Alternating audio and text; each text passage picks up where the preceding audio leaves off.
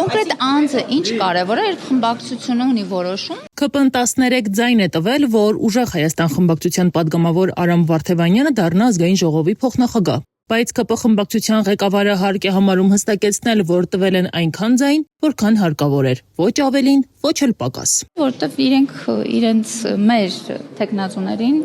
կողմ ձայն չեն տվել, թեև նշեցի, որ առավել քան արժանի էին մեր թեկնածուները, ամեն դեպքում որոշում ունենք խմբակցության։ Վարդևանյանը սակայն ԿՊ-ի առաջ իրեն պարտավորված չի զգում ու չի էլ զգալու։ Բնավ քաղաքական որևէ կաշկանդվածություն չի առաջացնելու որևէ կերպ։ Ի վերջո հաշվի առեք, սա ընդդիմադիր խմբակցությանը վերապահված ազգային ժողովի նախագահի տեղակալի պաշտոնն է։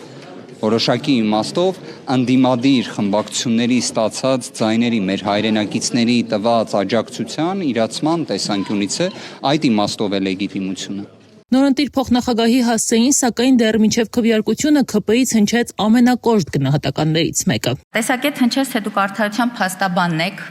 տեսակետ հնչեց, որ դուք սատանայի փաստաբանն եք, իսկ իրականության մեջ դուք ուղղակի հարուստ հաճախորդների փաստաբան եք։ Վարդևանյանը կոռեկտության սահմաններից դուրս է համարում իր հասցեին հնչեցրած հայտարարությունը։ Բացասական եմ վերաբերվում։ Ես առնվազն չեմ կարծում, որ ինձ թույլ կտամ իրենց բնութագրեմ,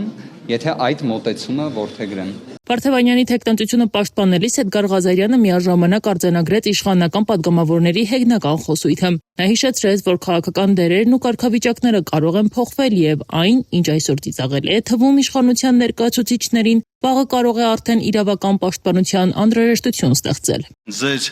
քմծիծաղից մեղադրյալի կարգավիճակ կարծում եմ բաժանում է ընդամենը մի շիշ վիսկի եւ WhatsApp-ի մեկ հաղորդագրություն։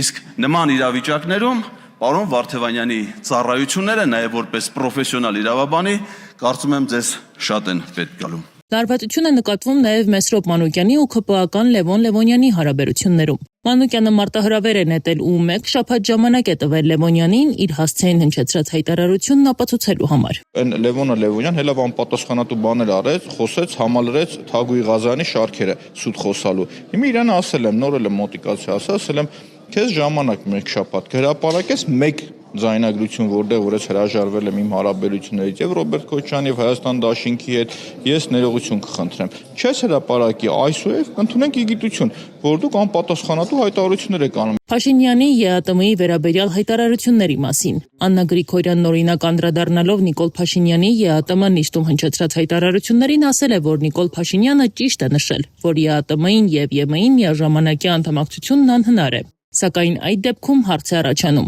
ինչու էր ընդունվել ԵՄ-ին անդամակցության գործընթացի մեկնարկի մասին օրենքը։ Արթուր Խաչատրյանն էլ ԵԱՏՄ-ում Փաշինյանի ելույթը գնահատում է Հայաստանի, Ռուսաստանի հետ հարաբերությունների համատեքստում։ Խաչատրյանի գնահատմամբ սահմանափակումների հարցը չի լուծվի այնքան ժամանակ, քանի դեռ Հայաստանի ԵՄ-ի ուղղությամբ որդեգրած քաղաքական կուրսի շուրջ Ռուսաստանի հետ առկա հակասությունները չեն կարգավորվել։ Պատգամավորը կարծում է, այս քաղաքականության հետևանքները Հայաստանի համար արդեն զգալի են։ Պապը ամեն օր փլավ է ուտելու, բայց մուր այդ փլավը կանգնեց պապի բգին։ Ինչ են իրան կարել, ոչ մի բան չեն արել։